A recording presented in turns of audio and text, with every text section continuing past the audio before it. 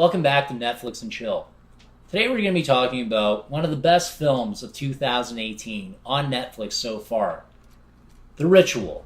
The Ritual focuses on a group of middle-aged friends who decide to take a walk in the Swedish woods after their friend tragically dies in a liquor store holdup. Once they are on their walk, they discover that there's some occult shit happening in the woods. Things get creepy. One of the first thoughts I had while watching this movie, Terry, was during one of the first scenes of this film where there's a holdup in a liquor store and our main character, Luke, has to decide whether or not he's going to save his friend who is put in a position of peril.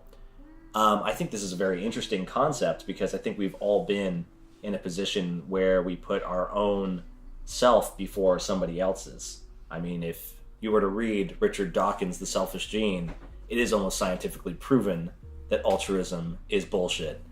In this film, this motif plays into a lot of what you'll see later, and self-preservation in itself is a very interesting concept because if you go on an airplane and they show you the safety video, the first thing they tell you is save yourself before you decide to save others because you're basically useless if you're dead. Yeah, no, I definitely agree. That's a really good thought to have. So after all those horrific events happen, they make the summit in this Swedish wilderness, and one of the friends has this idea that he wants to take a shortcut to get back to the hotel, right? And as soon as I heard the word shortcut, I thought to myself that this is it. This is where it all starts. Somebody is going to die. It's a shortcut to their death. And then around the same time, you have the shortcut. You also have the one friend who injures his leg. Yeah. So you know that's going to add, and that's going to come in at some point within the film where this guy who's slowing everybody down, and there's going to be somebody who has that dilemma where it's like, should we drop this guy to, save ourselves? Like the self-preservation thing that you're talking about. No. It's like they did a similar thing in The Revenant, where it was like they decided to leave Leo behind because it was in the better interest of the group. And that's like that is basically a very central theme in the film. It's like, what is best for everyone? What's best for the self? And how does that all work within the group dynamic? A thought that I had around that same time too was that one of the characters mentions that the scenario that they find themselves in Sweden is like Appalachia, but with more history and less hillbillies, which is kind of funny because Appalachia is actually a hotbed for a lot of horror films. The Evil Dead, the original one, was shot there, as well as a lot of George A. Romero films were shot in Appalachia. The classic haunted cabin in the woods was in Appalachia, which is ironic because they do find themselves in a haunted cabin in the woods.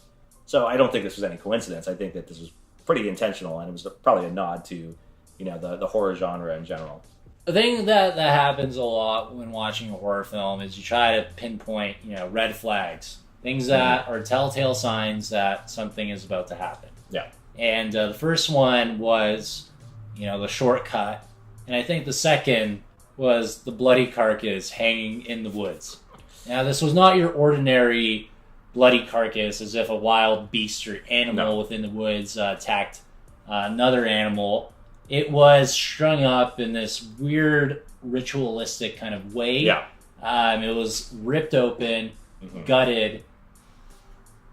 Now that these friends are hiking through the shortcut that they decide to take through the woods, they stumble upon this really old, creepy cabin in the woods. Yeah. And when they go in, they start looking around, and there doesn't seem to be any kind of furniture or any like stoves, or it seems to be abandoned for some time. But they go up to the second story and they see this really creepy ritualistic monument or a statue, which is another, again, like a red flag. They all wake up with different things, horrific things happening to them, right? One of the guys is so terrified that he pisses himself. Another guy is screaming his wife's name. And then one guy has, he's bleeding, right? He has visions and he ends up bleeding. How do those cuts happen? Yeah. And then the last guy is naked, butt naked, upstairs, worshiping praying to that creepy monument. Yeah. And then the most unbelievable part, and my thought at that moment was, I want to slap this guy in the face, is what the F is this guy talking about? He's like, there's nothing going on. Are you kidding me? Phil, you had what's commonly known as a nightmare. Well, what happened to you then, mate? We all did. We all had nightmares. We got spooked and we had bad dreams. I think that is such a funny moment when the guy who was praying to like the weird like effigy says that to the character who's denying it. He's like, we're all just having bad dreams. And he's like, I think that if I was having a bad dream, I still wouldn't do that. And I was like, yeah, no, sure. You wouldn't do that. Bad dreams or not, I'd never have done that. Yeah, another thought I had, too, with like regards to the cabin and all that stuff is like, I couldn't help but think of the Blair Witch Project. You know, it's like the idea of the cabin in the woods, of course, and then the idea of the symbols, but also like the idea of some sort of entity or some unknown force controlling people to do things. Because obviously at the end of Blair Witch Project, spoiler alert if you haven't seen Blair Witch Project already, then I don't know where you've been living, but at the end of the Blair Witch Project, famously you see the character Mike facing the wall. That seems to be like an act of some sort of possession against his will.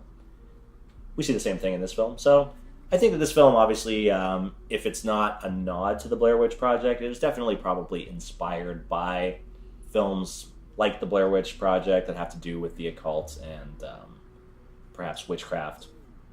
So, as the story unfolds, we see that this is indeed the doing of a creature, some sort of weird satanic beast.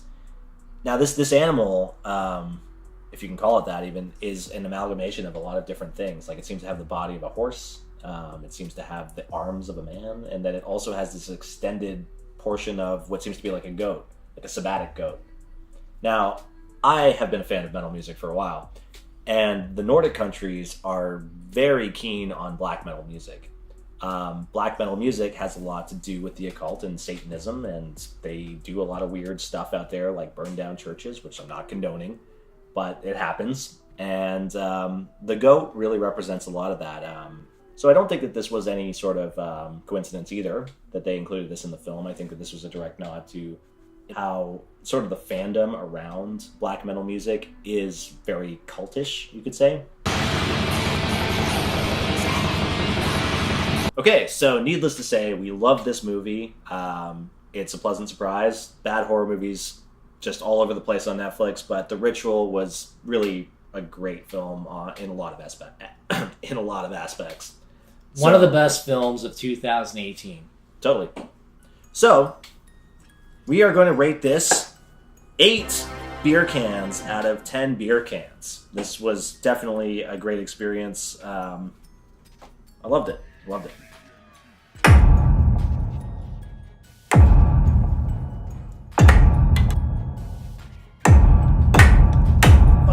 Forever. Alrighty, there you have it. There you heard it. Netflix and chill. The Ritual. 8 out of 10 beer cans. Watch this movie. It's a blast. It's horrific. It's scary. It's what you want in your life. Yeah, and let us know what you thought about this this video in the comments below. And remember to subscribe to our channel if you want to see more videos. And remember to smash that like button.